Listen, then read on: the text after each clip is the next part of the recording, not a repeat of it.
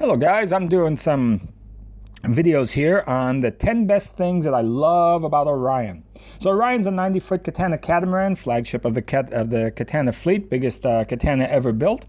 And number 9, what do I like, what's my lovable things about Orion, is the ease of the rig. So I'm going to try, I think what I have planned to put in the background here, there was another boat, a big monohull, kind of like a swan type 100-foot. And so if this 90-foot catamaran was a monohull, it would probably be 120 to 130 feet. But nonetheless, there's a 100-footer tied up next to us. And so I'm trying to show you the rig between the two boats. And the rig on Orion has 6 stays. It's got 2 head stays and 2 shrouds on each side. And that's really important because if in the unlikely event that you broke a stay or broke a shroud,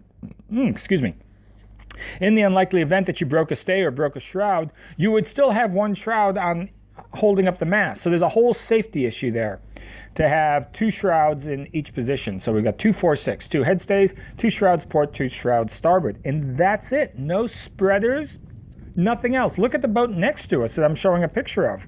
I mean, what's he have? 4 spreaders there? I can't see it because I'm talking into the recording here, but I think he's got 4 spreaders there. Huge mast, and look at each spreader has a set of stays that go back up. Those are the diagonals.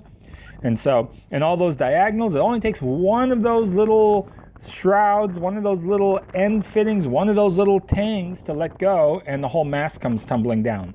It also means that whoever it is that's running the boat, they have to be a lot more educated on rigs.